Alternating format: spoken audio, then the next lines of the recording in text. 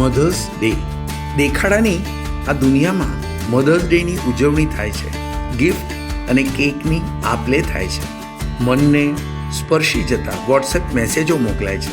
બીજી બાજુ વૃદ્ધાશ્રમમાં સંતાનની રાહ જોતી માતાઓના આંસુ લૂછનાર કોઈ નથી. બાળપણમાં 5 મિનિટ પણ માતાની આંગળી ન છોડનાર મોટા થઈને પત્નીને કામ ન કરવું પડે એટલે માતાને વૃદ્ધાશ્રમમાં મૂકી આવ્યા ત્યારે મધર્સ ડે. નિખિલ અચાનક રવિવારે સવારે 8 વાગ્યામાં તન્મયના ઘરે ગાંઠિયા જલેબી લઈ પહોંચી ગયો. તન્મય બોલ્યો, શું વાત છે, ઘણા વખતે આજે? નિખિલ બોલ્યો, હા યાર, પહેલાં તારા નજીક રહેતો, હવે રહેવા થોડા દૂર ગયા છીએ. મોટો ફ્લેટ લીધો છે.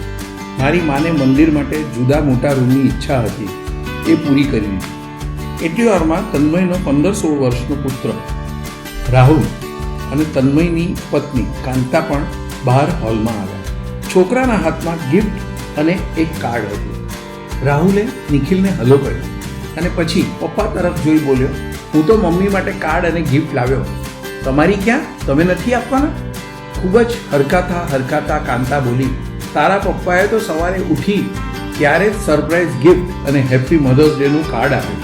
નિખિલ વચ્ચે જ બોલ્યો, અલ્યા તન્મય, કાંતા તો તારી પત્ની છે અને મધર્સ ડેની ગિફ્ટ? તન્મય બોલ્યો, બાપા થોડું સમજ, રાહુલની તો માં છે ને, એને રાજી રાખવી પડે ને. અને બધા હસી પડે. રાહુલે નિખિલને પૂછ્યું, તમે મધર્સ ડે સેલિબ્રેટ નથી કરતા? નિખિલ બોલ્યો, ના બેટા, અમારે તો રોજ જ મધર્સ ડે. રોજ તો ટાઈમ ન હોય, પણ રવિવારે 10 વાગે સવારે પૂજા કરી બહાર હોલમાં આવે એટલે અમે બધા સાથે નાસ્તો કરીએ અને ખૂબ મજા કરીએ. અમારો આખો પરિવાર રવિવારે 10 થી 12 મસ્તી જ કરતો હોય. અને આજે જલેબી ગાંઠિયા ખાસ લેવા આવ્યો, કારણ છેલ્લો 1 મહિનો બા ઘરે ન હતી. સાસુ વહુ એકલા મહિનો દ્વારકા, નાથ દ્વારા, થોડી ગુજરાતની બેઠકજી, એ બધે ગયા. એટલે આજે બધા જાણે ઘણા વખતે ભેગા થઈશું, એટલે ખાસ મારી માને ભાવે એટલે અહીં ગાંઠિયા જલેબી લેવા આવેલ. અને એટલે આ લે, તમારે માટે પણ લેતો આવ્યો છું. તારી દાદીને પણ મારી માતાની જેમ આ ખૂબ જ ભાવે. થયું તમને પણ આપતો જાઉં અને એ બહાને મળી લઈશ. તારી દાદીના હાથની બનેલી ઘણી વાનગીઓ મેં ખાધી છે, બધી માં સરખી જ. વઢે અને પછી પ્રેમથી ખવડાવે.